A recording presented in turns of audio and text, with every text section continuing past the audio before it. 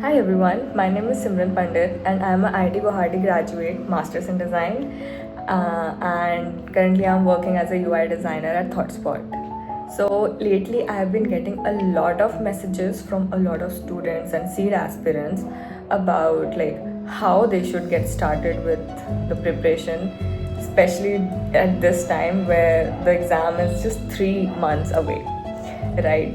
So I thought instead of messaging everyone individually, why not start with a weekend series where every weekend I share some tips and tricks or strategies that worked for me and helped me secure a good rank of 90 in C 2023. So let's get started and see where it goes. And I hope that I help you guys with this series. So first things first, if you haven't started with your preparation yet, then don't worry, don't panic. It's not too late. This exam seed is not a JEE advanced or mains or gate type of exam which needs like a hardcore preparation of 1 year or something. No, it's not that. It's a very fun exam. It's a creative exam. Right, you need to have your preparation very fun made for you. And if that is and you have that design instinct in you, then you can crack it very easily in this short span of time as well. So don't worry, right? Chill.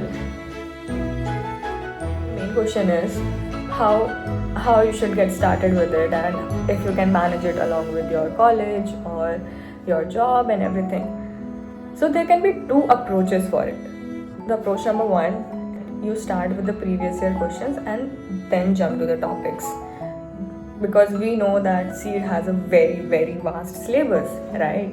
So starting with previous year questions gives you a confined topics that you know will come because it has been asked in the previous years, right?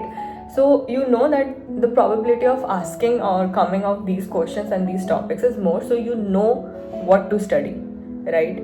So you can sit for like an hour or two or even three and solve like part A for last 3 to 4 years and then pick topics out of it. For example, if there are dice rolling questions or pulley questions or art and dance and music cultural questions like general knowledge ones, you know these are the topics. Dice rolling is one topic, non-verbal reasoning is one topic, art and culture is another topic, right? And then you can go and study these topics separately in detail or solve more questions for dice and counting the number of surfaces and looking for different fonts and counting all these things, right? So this is your one approach which you can go ahead with if you feel a little overwhelmed with the syllabus. Now approach number two, where you want your study to be more structured and in a linear manner, right? So you can start with the syllabus first, pick that syllabus seed in the seed portal that you get, pick out topics and study those topics and then go to your previous years, right? Then you will probably have some idea, okay, I've studied this, and you are able to solve those questions, right? So there are definitely pros and cons for both of these approaches and it's going to be different for everyone, right? Because everyone has a different approach of learning. So based on your approach of learning, you can pick either of the two and start your preparation. And once you start with it, the only responsibility that you have is to stay consistent. Stay consistent with your preparation. It's not necessary to study 6 to 7 hours every single day. No, you even if you sit for like an hour, solve that part A, only part A, that's more than enough for you.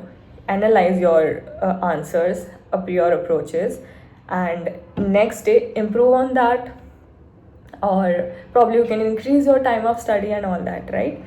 If you ask for my personal recommendation of what worked for me, was approach number one, where I started with the previous year questions, noted down the topics out of them and studied them separately from YouTube or here and there, like literally online resources. Whatever I could get for free, I grabbed it and practice the hell out of it.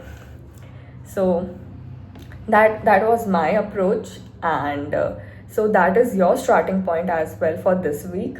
Begin with your previous year questions, analyze them, and then build your own strategy out of it, that what works for you, what doesn't work for you, right? Next coming week, I'll be talking about the strategy that you can follow to clear the cutoff of part A. How you can strategize your whole three sections NAT, MCQ, and MSQs, so that you are able to solve the whole paper, all the questions, attempt those questions in that stipulated time of 1 hour, and clear your cutoff as well. So, see you next weekend. Until then, keep preparing. All the very best.